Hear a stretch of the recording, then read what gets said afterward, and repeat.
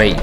இது ஓர் இசைக்கருவி மட்டுமல்ல, தொல்குடி தமிழ் சமூகத்தின் சொத்து, தோலிசை கருவிகளின் தாய், தாய் தமிழின் தொன்மையான அடையாளம், உழைக்கும் மக்களின் இசைக்களஞ்சியம். பறை என்பதற்கே பேசு அல்லது சொல் என்றுதான் பொருள். பேசுவதை இசைக்க வல்ல தாளக்கருவி பறை எனப்பட்டது. வாய்மொழி மரபை அடிப்படையாக கொண்ட நமது பண்பாட்டில் சொல்கட்டு எனப்படும் மெட்டுக்களை அடிப்படையாக கொண்டது பறை இசையாகும். பறை இசைக்கு தப்பு என்ற பெயரும் உண்டு.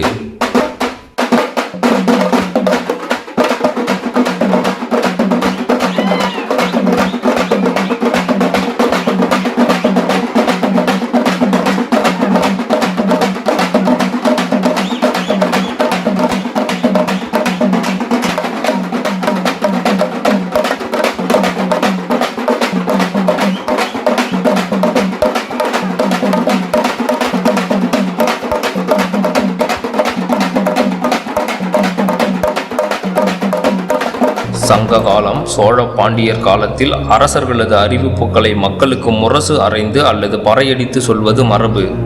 கோவில் திருவிழாக்கள், மதச் சடங்குகளின் போது பறை இசைக்கப்படும். இது தவிர ஒருவர் இறந்தால் அவர்களது இறுதி ஊர்வலத்தின் போதும் பறை இசைக்கப்படுகிறது.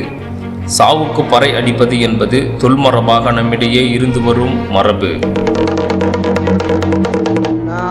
குறுக்க கட்டி அடையம்புற வீசிமான இன்னைக்கு நான் அள்ளி தின விதைச்சேன் நான் பெத்தாபிமான நான் கவல் வச்சேன் இன்னைக்கு அந்த ஆத்து கவந்தையாம எனக்கு இன்னைக்கு அள்ளி தின வேணான்னா நான் பெத்தாபிமானா.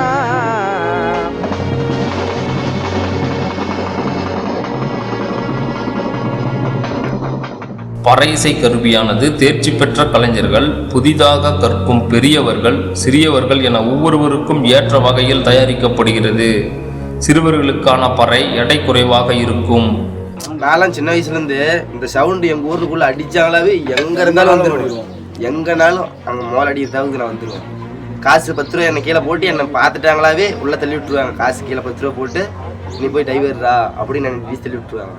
நான் போய் அப்படி சின்னதுலேருந்தே ஆடி இப்போ 20 வயசு ஆயிடுச்சு. 5 வயசுலேருந்து 20 வயசு வரைக்கும் நான் 5 வருஷமாக மோளத்துக்கு தான் வந்துட்டேன். கன்னிப்பறை, கொட்டுப்பறை, சட்டிப்பறை, பலகைப்பறை, கண்டிகைப்பறை என்று 100க்கும் மேலான பறை இசை கருவிகள் இருந்துள்ளனர். 5 நிலத்தின் அடையாளமாகவும் அம்மக்களின் இசை கருவியாகவும் பறை இசையே இருந்து வந்துள்ளது. கற்காலத்தில் மனிதன் தகவல்களை பரிமாற்றிக்கொள்ள இந்த கருவியைத்தான் பயன்படுத்தினான்.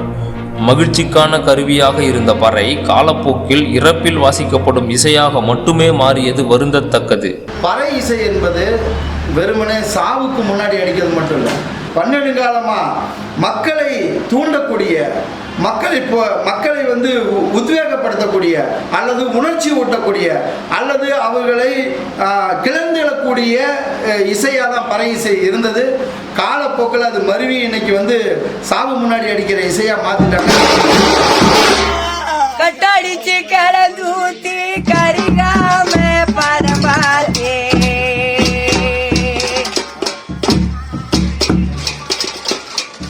கட்டடிச்சு கலந்தூத்தி கருகாம பதம் பார்த்தே கட்டடிச்சு கலந்தூத்தி கருகாம பதம் பார்த்தே கருவா மரத்தடியிலே எங்கப்பா கண்ணாடியிலே தூங்குறாரே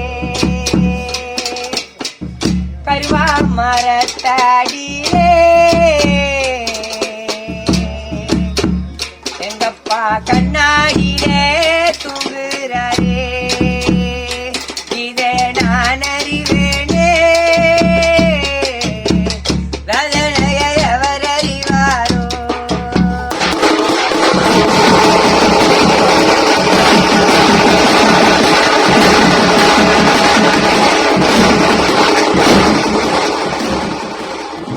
ஆதித்தமிழர் வாழ்வியலில் போர், விலங்கு, உழவு, விதைப்பு, அறுப்பு, இறப்பு, கூத்து, விழா, வழிபாடு, அரசு செய்தி என எதை அறிவிக்கவும் பறைதான். பறை இசை என்பது மக்களை கிளர்ச்சி பெற ஆரம்ப காலத்தில் போர் புரியக்கூடிய பகுதிகளில் போர் வீரர்களை உற்சாகப்படுத்த போர் முனையத்தில் நிற்கக்கூடிய வீரர்களை உற்சாகப்படுத்த அப்படி பறை இசை வந்து பல நல்ல விஷயத்துக்கு பயன்படுத்தப்பட்டது.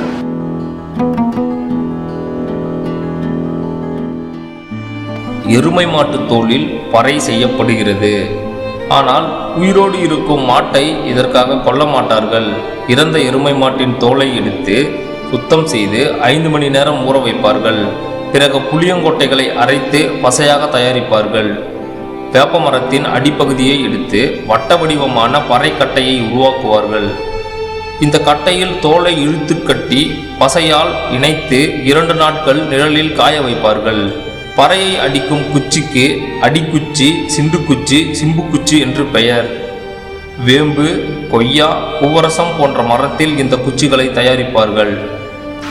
எடுத்த உடனே முந்தி முந்தி விநாயகனே, முந்தி முந்தி விநாயகனே, முருக சரஸ்வதியே, கந்தனுக்கு மென் பிறந்த கத்தி கணபதிய முன்னடவா, ஊருக்கு மேற்கால வசந்திருக்க நப்பால், நப்பாள மரத்தடியில 2 சப்பானி பிள்ளையாரான், அந்த சப்பானி பிள்ளையார நான் நினைக்க எங்களை நாடேத்த வேணும் ஜாமி, நான் கும்புனா நான் நினைக்க எங்களை கொடியேற்ற வேணும் ஜாமி.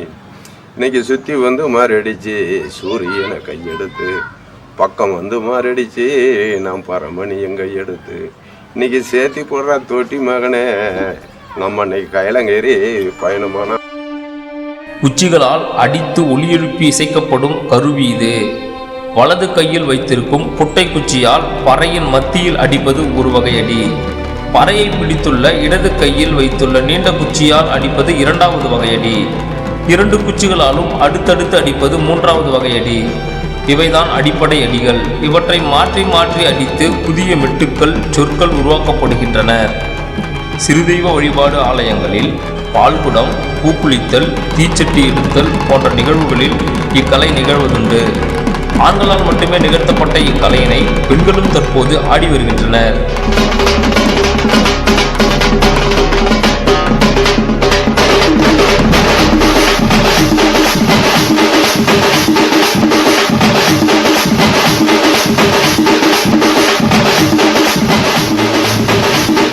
பறை மிக எளிய இசைக்கருவியாயினும் அதன் மீது சுமத்தப்பட்டிருக்கும் தீண்டாமை என்னும் சமூக கொடுமை மிகவும் சிக்கலான வரலாற்று நிகழ்ச்சி ஊடாகவே நிலைநிறுத்தப்பட்டிருக்கிறது.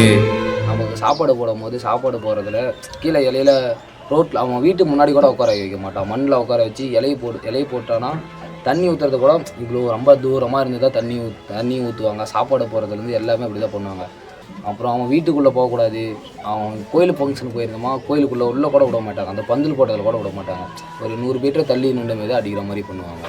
நிறையா இதெல்லாம் பண்ணுவாங்க ப்ரோ. எப்படின்னா நம்ம ஒரு நாயை பார்க்குற மாதிரி தான் நம்மளே பார்ப்பாங்க. அந்தளவுக்கு சீப்பாக பண்ணுவாங்க. ரொம்ப கஷ்டம் ப்ரோ. நிறையா டைம் யோசிச்சிருக்கோம், ஏன்டா இந்த வேலையெல்லாம் கற்றுக்கிட்டோம், இதுக்கு தான் இந்த இதுக்கு போனோம் அப்படின்னால யோசிக்க வச்சுருக்கேன். மணவிழாவுக்கு நாதஸ்வரம் என்னும் மங்களவாத்தியம், சாவுக்கு பறை என்னும் பண்பாட்டை ஒழித்து பறையை மணவிழாவின் மகிழ்ச்சியின் இசைக்கருவியாக்க வேண்டும் என்பதே அனைவரின் எதிர்பார்ப்பாக உள்ளது.